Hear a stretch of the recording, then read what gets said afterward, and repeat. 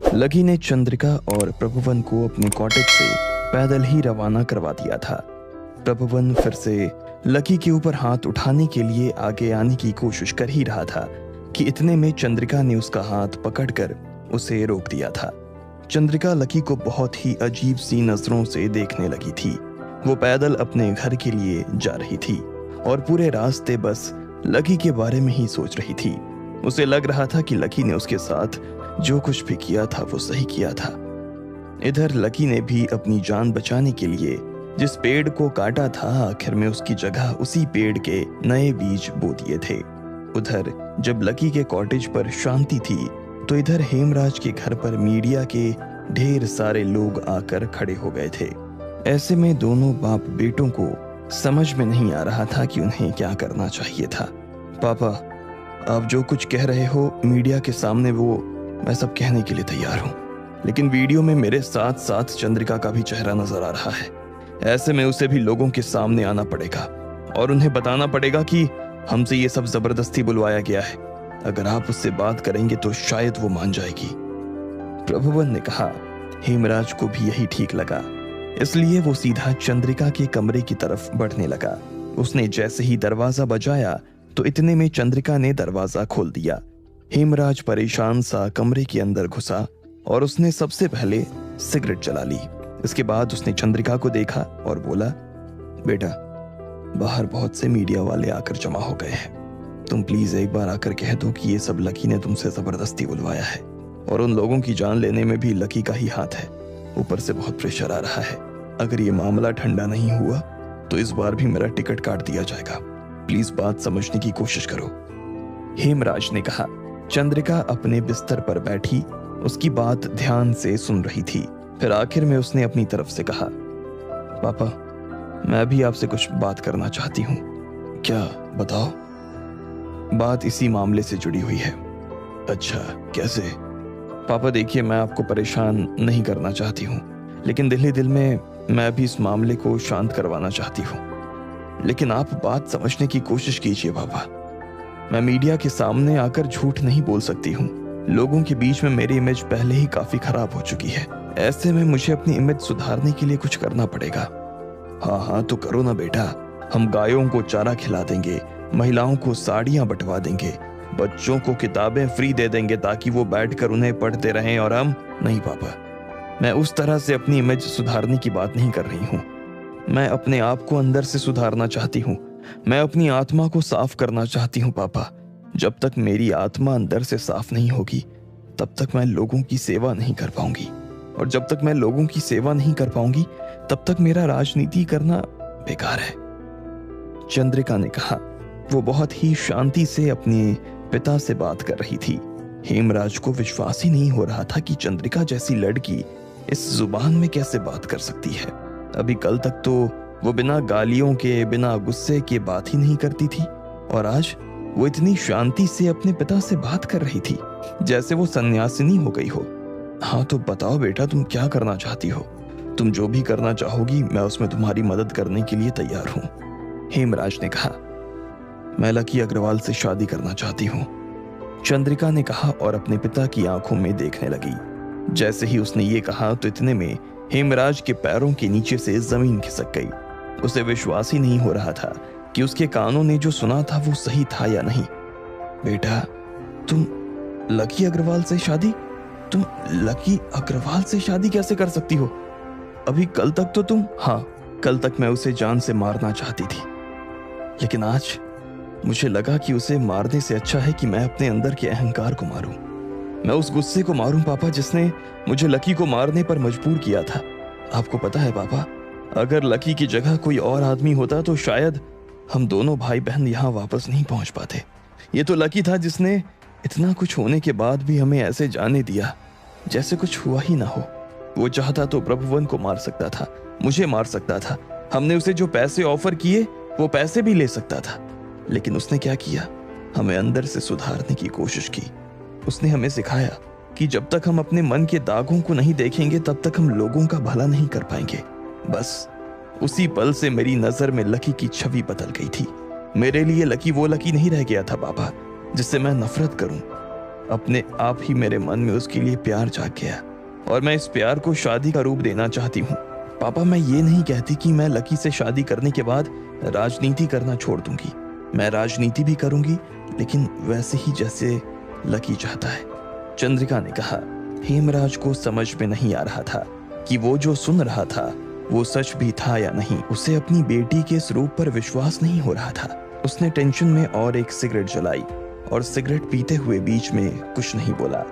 आखिर में जब सिगरेट खत्म हुई तो उसके चेहरे पर भी थोड़ी सी शांति नजर आई और उसने कहा, ठीक है, अगर तुम कह रही हो तो मैं उसके परिवार वालों से बात करता हूँ। जैसे ही हेमराज ने ये कहा तो इतने में चंद्रिका अपनी जगह से खड़ी हुई और उसने हेमराज को गले से लगा लिया। हेमराज ने चंद्रिका के बालों को सहलाया और बाहर आ गया। जैसे ही वो बाहर निकला तो उसने देखा कि प्रभुवन वहीं बाहर खड़ा था। क्या बोली चंद्रिका? उसने अपने पिता से पूछा। बताता हूँ, आओ मेरे साथ, हेमराज ने कहा और प्रभुवन को अपने साथ मीटिंग हॉल में ले गया। उसे बाहर से मीडिया वालों की आवाजें लगातार सुनाई दे रही थी। जैसे ही वो प्रभुवन को अपने साथ हॉल में लाया और वहां उसने अपने और चंद्रिका के बीच में जो बातें हुई उसके बारे में बताया तो प्रभुवन ने कहा, पागल हो गई है क्या वो? लकी से शादी? ये नहीं हो सकता पापा। उसको बोलो ये नहीं हो सकता है। अरे वो लकी से शादी कैसे कर सकती है? वो और लकी एक दूसरे के दुश्मन हैं। आज लकी की वजह से हमारा पूरा परिवार इतनी बड़ी मुसीबत में फंस गया है और वो कह रही है कि वो लकी को इस घर का दामाद बनाएगी। नो पापा नो, ये नहीं होना चाहिए, बिल्कुल नहीं होना चाहिए ये। प्रभु, ठंडे दिमाग से सोचो। तुझे क्या लगता है कि चंद्रिका उस लड़के के प्यार में पागल हो गई है? नहीं, ऐसा नहीं है। उल्टा वो जो गेम खेलने की कोशिश कर रही है वो बहुत जबरदस्त है। मैं चंद्रिका को अच्छी तरीके से जानता हूँ। वो जो कुछ भी करती है सोच समझ कर ही करती है। अगर आज वो लकी से शादी कर लेती है तो जरा सोच, वो कितनी बड़ी संपत्ति की मालकिन हो जाएगी। लकी अपने माँ बाप का अकेला लड़का है। अग्रवाल परिवार में दूर दूर तक उसकी टक्कर का कोई भी आदमी नहीं है। ऐसे में अगर चंद्रिका की शादी हो गई तो पूरे परिवार पर उसका एक छत्र राज होगा। फिर वो मुख्यमंत्री तो क्या, प्रधानमंत्री का चुनाव भी लड़ सकती है। अगर अग्रवाल परिवार अपनी संपत्ति का 10% भी हमारे चुनाव में लगा देना तो हम कोई भी चुनाव जीत सकते हैं। और अगर चंद्रिका वहां की बहू बनकर किसी बड़े पद पर बैठती है तो वो तेरे लिए भी कोई ना कोई रास्ता जरूर देखेगी। हेमराज ने प्रभुवन को समझाते हुए कहा। प्रभुवन को भी अब उसकी बात कुछ हद तक समझ में आ रही थी। हालांकि अभी भी उसका मन इस दुविधा में तो था कि आखिर चंद्रिका की लकी से शादी होने का उसे क्या फायदा होने वाला था, पर फिर भी उसे सौदा नुकसान का नहीं लग रहा था। बस उसे एक ही शंका थी और उसने वो अपने पिता से पूछी, लेकिन लकी से शादी करने के लिए क्यों राजी होगा? उसके और उसके परिवार वालों के पास में लड़कियों की थोड़ी कमी होगी। हाँ, ये बात तो तेरी सही है, लेकिन अपनी चंद्रिका जितनी बहादुर लड़की किसी बिजनेसमैन की तो नहीं हो सकती। ये तो साक्षात देवी है और लकी ने भी देख लिया है कि इसकी पावर क्या है। ऐसे में अगर हम अग्रवाल परिवार को राजनीति में आने का लालच अच्छी तरह से दे सकें तो मुझे लगता है कि वो लोग इस शादी के लिए हाँ कर सकते हैं।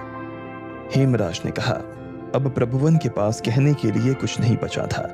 वो समझ गया था कि इस पूरे सौदे में उसका कहीं भी नुकसान नहीं था, इसलिए उसने धीरे से हाँ में सिर हिला दिया। हेमराज को बस यही हाँ सुननी थी। मैं तैयार होकर उसके कॉटेज पर जाता हूँ। सबसे पहले उससे माफी मांगूंगा और फिर उसके सामने ये रिश्ता भी रख दूंगा। साथ में तेरी माँ को भी लेकर जाऊंगा। देखते हैं क्या होता है। हेमराज ने कहा और तैयार होने के लिए अपने कमरे में चला गया। उधर जब हेमराज अपने कमरे में जाकर तैयार होने लगा था तब इधर लकी भी तैयार होकर मरीजों को देखने के लिए अपने केबिन में आ गया था। उसने पूनम से पहले ही कह दिया था कि वो लंच से पहले यहाँ से अपने घर जाने के लिए निकल जाएगा। वैसे भी उसे अपने घर पहुंचे बहुत दिन हो गए थे और वहां उसके पीछे राधिका अग्रवाल ऑर्गेनाइजेशन का बहुत सारा काम रुका पड़ा था। ऐसे में जैसे ही लंच का टाइम हुआ तो लकी ने अपना बैग उठाया और सीधा कॉटेज से बाहर आ गया। चलो अब मैं जा रहा हूँ, मुझे वहां भी बहुत काम है। अगर अगले हफ्ते हो पाया तो मैं फिर से आऊंगा। तब तक तुम लोग यहाँ काम देखते रहना, पेड़ को पानी देते रहना और कोई आए तो बंदूक निकालकर सीधा उड़ा देना, बाकी मैं संभाल लूंगा। विजया, तुम आराम से सोचना कि तुम्हें क्या करना है, और अगर तुम यहाँ रहकर क्लिनिक पर हेल्प करना चाहो तो कर सकती हो। एनजीओ तुम्हें जितना पैसा दे रहा था, मैं उससे 2 गुना पैसा तुम्हें देने के लिए तैयार हूँ। लकी ने जैसे ही ये कहा तो विजया और जय के चेहरे पर मुस्कान आ गई। आप चिंता मत कीजिए सर, हम लोग यहाँ है ना, हम सब संभाल लेंगे, और जरूरत लगी तो आपको फोन भी कर लेंगे, सुहासिनी ने कहा। इतने में लकी अपनी गाड़ी में बैठ गया और सीधा अपने हेलीकॉप्टर के पास जाने के लिए रवाना हो गया। वो गाड़ी के अंदर बैठकर ही सब लोगों के सामने हाथ हिलाता जा रहा था। सब लोग भी उसे बाय बोल रहे थे। वो आगे बढ़ ही रहा था कि इतने में उसकी गाड़ी के सामने एक आदमी आ गया। ड्राइवर ने अचानक से ब्रेक लगाया और चिल्लाया, अबे अंधा है क्या? इतनी बड़ी गाड़ी दिखाई नहीं देती? जैसे ही वो आदमी अपनी जगह से खड़ा हुआ, लकी पहले तो हैरान हो गया और बाद में उसे डर लगने लगा। वो आदमी और कोई नहीं बल्कि वही बूढ़ा था जो उसे कृष्णा कहता था। वो तुरंत अपनी जगह से खड़ा होकर सीधा लकी की खिड़की के पास आ गया और उसे शीशा नीचे करने का इशारा करने लगा। लकी ने शीशा नीचे कर दिया। इतने में बूढ़ा बोला, जा रहे हो? उसका सवाल सुनते ही लकी सहम गया और उसने बस हाँ में अपना सिर हिला दिया। वापस कब आओगे? जल्द ही आऊंगा। ठीक है, मैं तुम्हारा इंतजार करूंगा। अगली बार जब आओगे तब मैं तुम्हें अपने साथ घर ले जाऊंगा, तुम्हारे अपने असली घर, मेरे कृष्णा, उस बूढ़े ने कहा और लकी के गालों पर अपने दोनों हाथ रख दिए। उसके हाथ बहुत ठंडे थे। इस वजह से लकी के पूरे सिर में झुरझुरी सी दौड़ गई। वो अंदर तक सिहर उठा था। ऐसे में उसने अपना चेहरा बूढ़े से दूर किया और फिर गाड़ी का शीशा चढ़ा लिया। जल्दी आना कृष्णा, तेरी माँ तेरा इंतजार कर रही है बेटा, जल्दी आना। वो बूढ़ा लकी की गाड़ी के पीछे पीछे दौड़ता जा रहा था। लकी उसके ऊपर ध्यान तो नहीं देना चाहता था, लेकिन रह रहकर उसकी नजर उस आदमी के ऊपर जाती जा रही थी। आखिर में लकी वहां से निकल चुका था। उधर जब लकी अपने घर जाने के लिए हेलीकॉप्टर में बैठा तो इधर हेमराज, उसकी बीवी और उसके कुछ नौकर अपने पूरे काफिले के साथ में लकी के कॉटेज के बाहर आ गए थे। हेमराज गाड़ी से नीचे उतरा और इधर उधर देखने लगा। वो इस जगह को देखते ही पहचान गया था। ये तो वही वीडियो वाली जगह है ना? इतने में उसकी बीवी ने कहा। हेमराज ने हाँ में सिर हिलाया और बोला, आओ अंदर चलते हैं, और दोनों अंदर जाने लगे। इतने में जय और सुहासिनी ने उन दोनों को गेट पर रोका और बोले, कहिए किससे मिलना है? जी मेरा नाम हेमराज शंकर है, मैं चंद्रिका शंकर का फादर हूँ। जैसे ही हेमराज ने यह कहा कि इतने में जय ने अपनी बंदूक निकाल ली। हेमराज ये देखकर मुस्कुराया और बोला, नहीं नहीं, इसकी कोई जरूरत नहीं है, मैं तो यहाँ बस लकी जी से मिलने आया हूँ। लकी यहाँ नहीं है? नहीं है, अभी सुबह तक तो यहीं थे, कहाँ चले गए? अपने घर, जय ने कहा। यह सुनते ही हेमराज हैरान हो गया। अब आगे क्या होने वाला था? क्या हेमराज लकी को मनाने के लिए उसके घर जाएगा? और क्या जवाब देने वाला था लकी हेमराज की बात का? आपको क्या लगता है, क्या होंगे इन सभी सवालों के जवाब? कमेंट बॉक्स में कमेंट करके हमें जरूर बताएं, और सभी सवालों के जवाब को जानने के लिए सुनते रहिए इंस्टा मिली।